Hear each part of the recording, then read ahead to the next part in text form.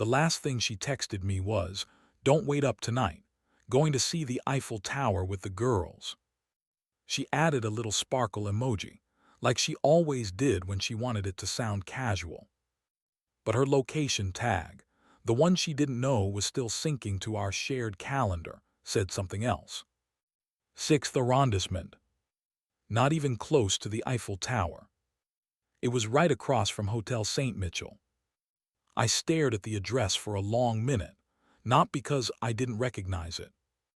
Because I did. I'd booked a room there 3 weeks earlier, under the name Marcus L. Crane. She didn't know the name or the alias email, but the reservation was mine, 5th floor, east side, window view. I didn't respond, didn't ask questions. I ordered room service, steak frite, a bottle of house red, same thing we had on our first anniversary. Set the table by the window, 2 chairs just in case. Outside, the streetlights flickered the way they always do in Paris, like they're unsure whether to stay on or give up. I watched people pass, umbrellas open but never needed. Then at 8:17 p.m. a cab pulled up. She stepped out first. Hair down, that lazy curl at the ends. Long tan coat, black heels, same heels she told me were too uncomfortable to bring. And then he followed. He wasn't holding her hand, she was holding his. Fingers laced, familiar. They walked inside like they'd done it before. No hesitation. No guilt. I didn't blink, just sipped the wine. It wasn't good, it was just warm. The front desk clerk smiled as they passed, said something in French. She laughed. Not her real laugh, not the one that hiccups on the second note. This one was smooth, polished, practiced. She looked different. Not in a bad way. In a way that told me she was being herself with someone else. I waited, watched the elevator numbers tick up, stopped at 4. I was on 5. Next door, close enough. The steak was cold by the time I picked up the fork. I didn't eat much, just enough to keep my hands busy. I kept thinking, why now? Why here? Why this hotel? Then I realized something. She didn't choose this hotel. I did. I picked it, paid for it, reserved it under a name she wouldn't question because she never thought to ask. She just forwarded the friend's link for the group booking. And I said, "Looks nice." She never looked at the receipt. She never asked how it was covered. I guess when someone wants the lie to be real, they don't look too close. Around 10:40, the hallway went quiet.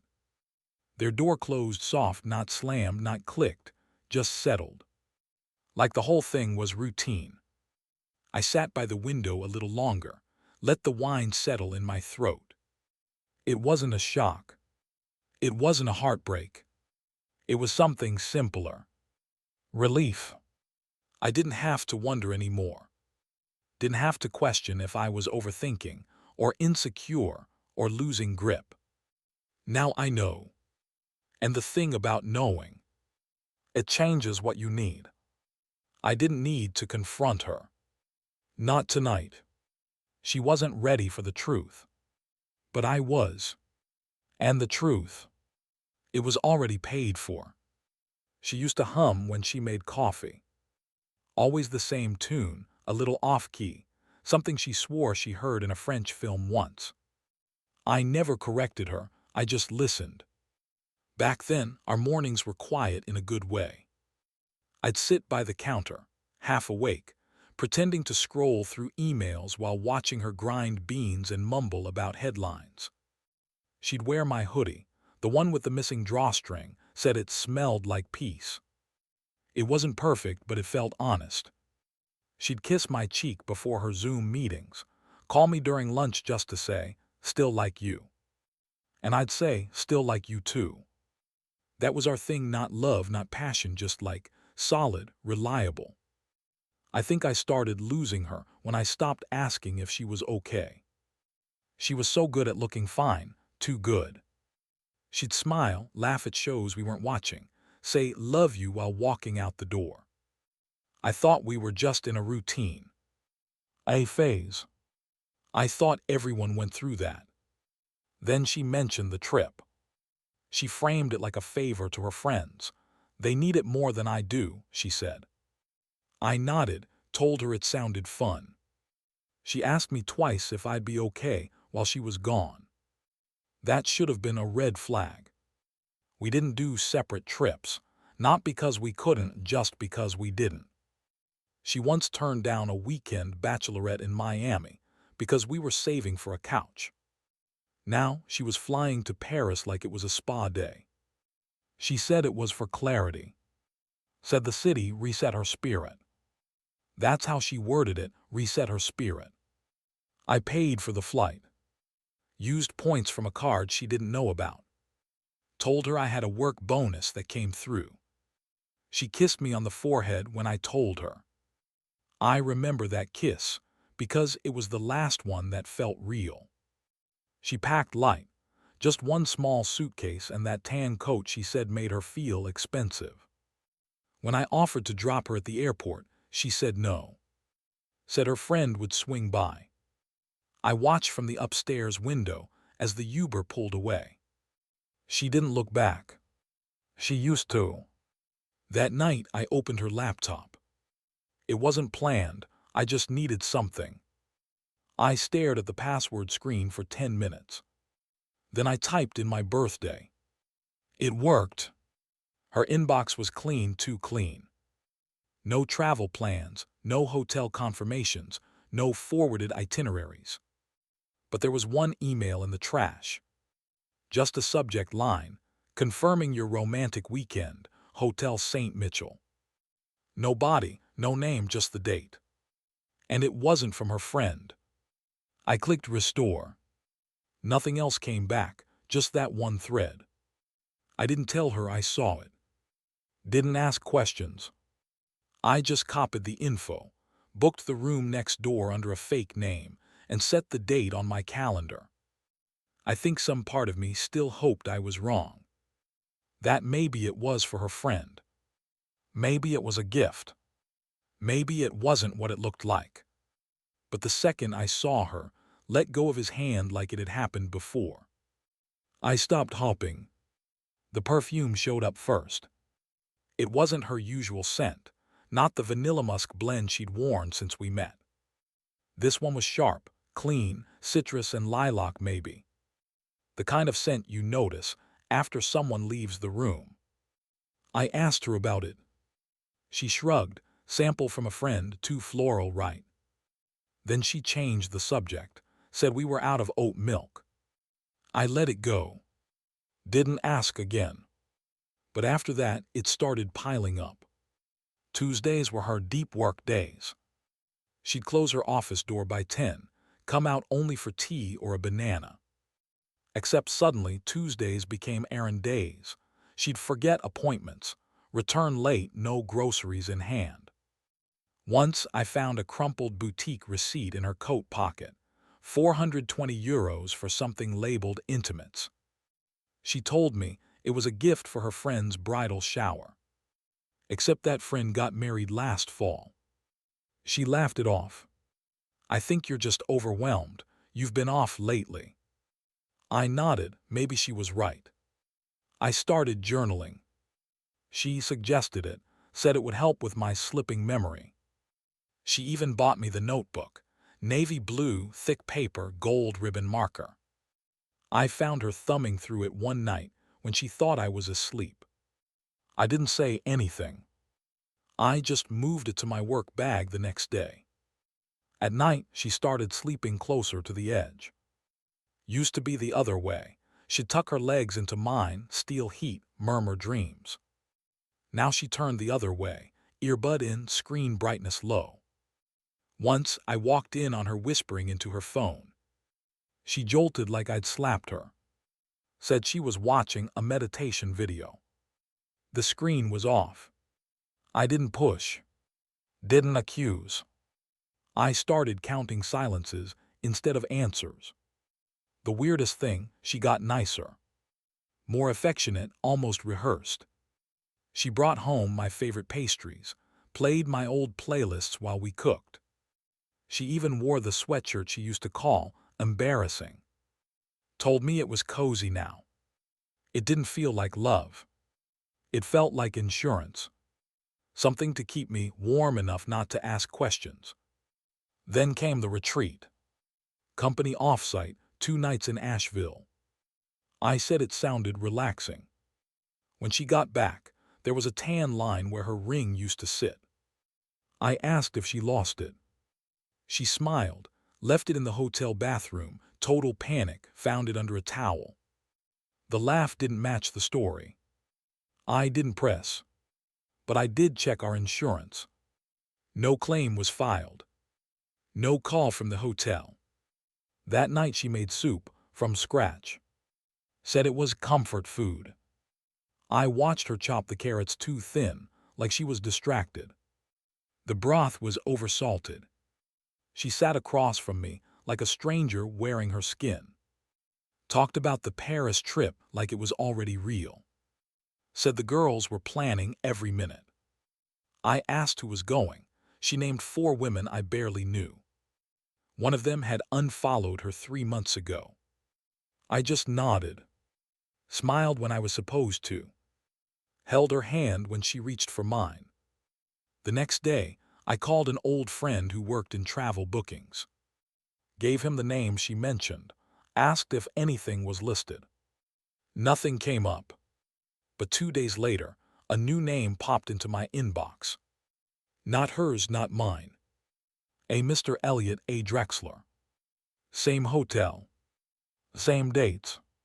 Single king suite, paid in full. I stared at the screen, heartbeat even. Didn't flinch.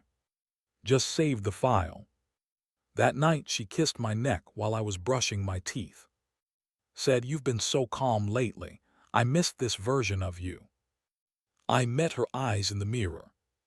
Said, "Yeah, me too." The email landed on a Wednesday.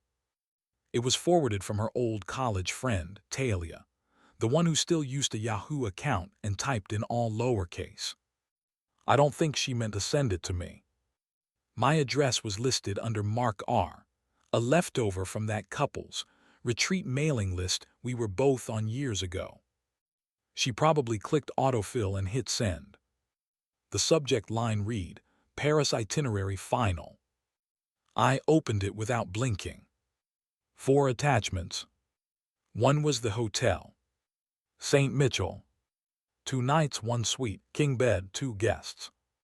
Paid with an American Express card that wasn't hers. I checked the check-in date again. Matched exactly with the days she said she'd be touring museums. She even made a note in our shared calendar, Louvre W. the girls. I clicked the next attachment. Dinner reservations, romantic spots, 2 people.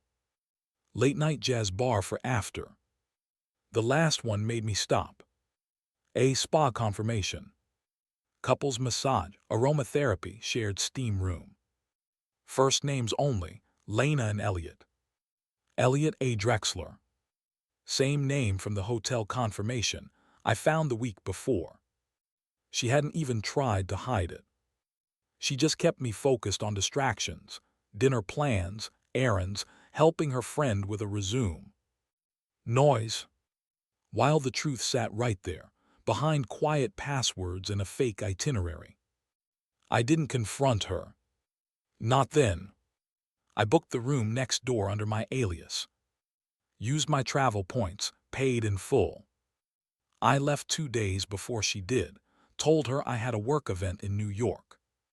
She hugged me at the airport like I was going off to war. Said, "Be safe, okay?" I said, "You too." Paris was cold. Wind bit through my coat, but the hotel lobby was warm. I checked in, nodded politely, asked for the corner room on the 5th floor. The clerk smiled like he was in on something. I unpacked slowly. Camera, notebook, charger. Set the lens against the window, zoomed out to catch the entrance below. The first night I waited. No sign of her. Second night, the cab pulled up. Same one she posted a selfie in hours earlier, tagged with a glittery "Girls Trip Begins" caption. But it wasn't girls stepping out. It was her and him. He was taller than I expected. Wore a black wool coat, collar up, hand in hers. She was glowing, not in the way you glow when you're happy.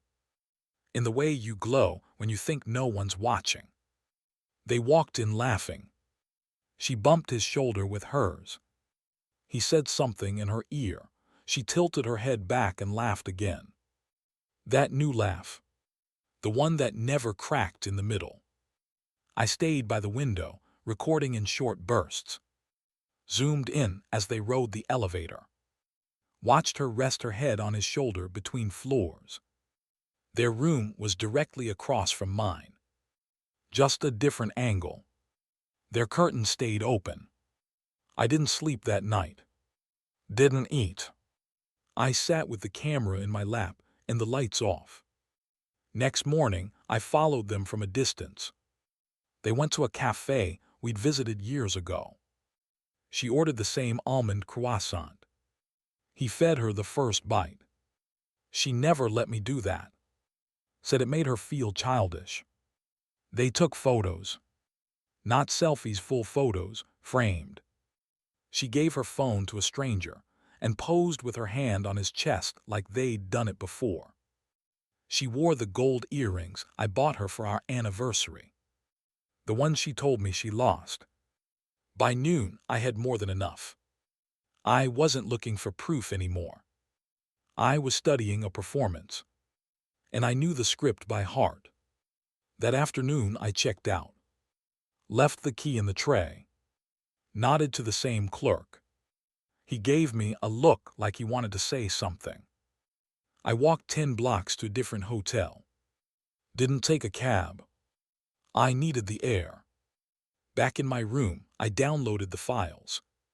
Labeled them. One folder. No password. I didn't feel anger. I felt done. Not the kind of done where you want to scream or break something or make them hurt. The kind where you feel like a page turned on its own. And all you have to do is keep reading. She texted me from Paris the next morning. "Miss you, wish you were here." I was already back in the States by then, sitting on the couch, drinking her favorite hibiscus tea, the one she always said helped her reset. I didn't reply. Not immediately. I let the notification sit for a while. Let it blink at me like a warning light I'd finally decided not to ignore. Then I opened the album I'd created. 57 photos, 4 short videos. All time-stamped. All clear. All hers. The first photo was of her and him at the cafe. The one I said I wanted to take her back to someday. He was feeding her a croissant. She was smiling with her whole face. The next few were from the jazz bar. Her hand on his thigh. His arm across the back of her chair. Her lips on his neck. Nothing vulgar. Just enough to know. I uploaded the whole set to a shared Google album, the kind that quietly pops up on your phone if you're logged into the right account. We were. I named the album for clarity. Made it public, but only sent her the link. Then I replied to her message. "Paris looks beautiful." She didn't answer right away. I imagined she was still sipping champagne, maybe ordering room service, maybe still wearing the robe. 10 minutes later, I got a one-word reply. "Yeah." I waited. Nothing else came. I closed the laptop and went to our bedroom. Everything was where she left it, her side of the closet packed with folded sweaters, that canvas bag from college still on the top shelf, the gold necklace she stopped wearing hanging on the mirror like it didn't mean anything anymore. I opened the nightstand drawer. Took out the printed reservation receipt I'd left in there since I returned. Checked the name. Marcus L. Crane. Paid in full, my credit card, my email. Tip included. I never tip in advance. But this time, I wanted the receipt to look generous. Effortless. I slipped it into an envelope, wrote her name on the front, just her first name. No note. No explanation. Then I walked to the guest room, opened the drawer where we kept old trip souvenirs, and found the Eiffel Tower keychain we bought on our first trip. Taped it to the envelope. Set it on the kitchen counter, next to her favorite coffee mug. The one with the crack on the handle. The one she said she couldn't throw away because it still held warmth. I didn't make a scene. Didn't touch her stuff. Didn't leave a post-it on the mirror like some dramatic breakup script. I just turned off my location sharing. Canceled our shared calendar. Unlinked the Nest app from her phone. Then I logged into the joint account and transferred everything that was mine. Every cent I could legally move. Left her name on the utilities. She could keep the house. I didn't need walls that echoed with lies. That night, I slept in a hotel 20 minutes away. A place with no memories. Just white sheets, thin walls, and a vending machine that jammed when I tried to get a bottle of water. I stared at the ceiling and thought about how quiet the world becomes when you stop making excuses for someone. She never called. Not that night. Not the next day. But I saw she opened the album. Twice. The system logs it, shows you when someone views the link. She watched the first video twice. The one where he kissed her shoulder as they waited for the elevator. She was wearing the dress I gave her for our second anniversary. She told me it was too formal to wear on vacation. When she finally texted, it wasn't panic. It wasn't apology. It was, "Can we talk when I get back?" I didn't reply. That was the break. Not the moment I caught her. Not the moment I booked the room. Not even the moment I saw them together. The break was the silence. Mine. Hers. Everything in between. Because once you see the truth in still frames, you can't unsee it. I went home the day before she landed. Didn't want her walking into an empty house, not yet. That would have been too dramatic, too obvious. I wasn't chasing shock. I was building silence. She walked through the front door just after 6 p.m., dragging her suitcase behind her, sunglasses still on like she forgot she was back in the real world. I was in the kitchen frying eggs. She froze in the doorway. "Hey," she said.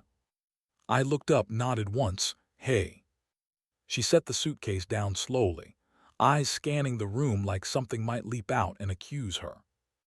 The envelope was still on the counter, right where I left it. She didn't pick it up. She walked past it like it didn't exist. "You made eggs," she said, voice too light. "Yeah," I said. "I'm starving." She opened the fridge, pulled out a bottle of wine we'd been saving since Christmas, poured herself a glass without asking. She didn't look at me when she sipped it. Didn't flinch when she sat down at the table across from me. Just stared at her glass like it might explain something. "I guess you saw the album," I said. She blinked once, then nodded. "I didn't know you were there," she said, quieter now. "No," I said, "you didn't." The room held it for a moment, the not quite apology, the not quite denial. Then she asked, "So what now?" I slid the envelope across the table. She stared at it like it might burn. She didn't open it. "What is this?" she asked. "Proof," I said. "Of what?" "That you don't know who you're lying to." Her face changed, not panicked, calculated. She tilted her head like she was studying a client. "You're really going to do this?" "I already did." She opened the envelope. Read the hotel receipt. Saw my name. The booking date. The camera timestamps printed across the top. She whispered, "You've been planning this." I looked at her like she wasn't even in the room. "I wasn't planning revenge," I said. "I was planning clarity." She leaned back, eyes flickering toward the hallway, probably wondering what I touched, what I moved, what I took. She was used to playing offense, didn't know what to do when the game shifted, and I was already out of reach. I stood up, walked to the drawer where we kept spare chargers, pulled out a folder, set it down next to her wine. Inside, account closures, crypto transfers, asset reallocations, legal notices she'd never asked about. I sat back down. She didn't open it at first. Then she did. "You moved the money." "My money," I said. "You said it was ours. You said a lot of things." She looked up, jaw tightening. "I didn't touch yours," I said. She said nothing. "The prenup doesn't cover digital assets," I added. She opened her mouth, closed it. "And the utilities are in your name," I said. She looked around the room like the walls had just turned against her. "I didn't lock you out," I said. "Not yet." She stood, walked to the sink, put her glass down a little too hard. "You're cold," she whispered. "I'm clear." She turned toward me, eyes sharp now. "So you're leaving." "I already did."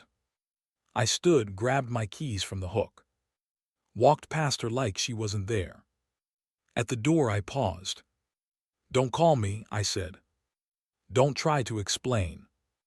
I was there, I saw everything. Then I opened the door, left it open behind me. She didn't follow. She didn't slam it. She just stood in the middle of the kitchen, holding a glass that was suddenly too full for her to finish. And I walked to the car, feeling nothing but air where guilt used to sit. She called me 9 times in the first 2 days. Left voicemails that started calm, turned frantic, then flatlined into silence. One of them ended with, "Please don't ghost me, I don't deserve that." I didn't disagree. I just didn't respond. Her texts came in clusters. First, "Can we talk? Please. I messed up." Then the longer ones. "I was confused. I thought you stopped caring. I didn't mean for it to go this far. You weren't present. I felt alone. I thought you'd fight for us." I archived every message. Didn't delete them. Just moved them to a folder labeled Echoes. I didn't need reminders. I needed proof for myself that I didn't imagine any of it. That silence wasn't cruel. It was earned. A few of our mutual friends tried to reach out. Her friend Mariah sent a voice note. "I don't know the full story, but she's wrecked. Maybe just hear her out." I sent her a screenshot of the photo, the one of Lena and Elliot outside the jazz bar. No caption, no explanation. She didn't reply. Blocked me the next day. That was fine. I moved into a small apartment above a bookstore downtown. Month-to-month lease. Furnished. No echo of her laugh in the walls. No hair ties on the shower handle. No toothbrush next to mine. Just me. My own keys. My own name on the lease. My own silence. I stopped checking the album view logs after a week. She'd opened it 6 times. Last time was at 3:14 in the morning. No downloads. Just views. She never asked for the originals. Never demanded I delete them. She knew better. One day, I got a manila envelope in the mail. No return address. Inside, the Eiffel Tower keychain from our first trip. Nothing else. No note. Not even her handwriting. I held it for maybe 3 seconds. Then I dropped it in the kitchen drawer and walked away. I didn't need closure. I'd already closed every door that mattered. People ask if I miss her. I don't. I miss the version of her I believed in. That's the thing about betrayal. It doesn't take your love away. It takes the story you built around it. And when the story falls apart, you start replaying everything. Not to fix it, but to see where you went blind. I remember the little things more than the big ones. Like how she used to hum while cooking. How she'd rest her foot on mine under the table. How she once said, "Promise me, if you ever fall out of love, you'll tell me before you leave." I kept my promise. She didn't. I don't hate her. That would give her too much space in my mind. She's just gone. And I'm okay with that. Because the quiet I have now, it's real. It doesn't lie. I didn't write this to shame her. Or to warn the next guy. I wrote it because people think revenge has to be loud. But sometimes the best revenge is disappearing from someone's future while they're still clinging to a version of you that no longer exists. She thought I'd fight. She thought I'd chase. She didn't think I'd just let go. But that's what happens when someone edits the truth long enough. Eventually, you stop reading. She lost me the moment I stopped explaining myself and started watching her instead. This is Revenge with Camden. If you've ever been betrayed by the person you trusted most, hit subscribe. You're not alone.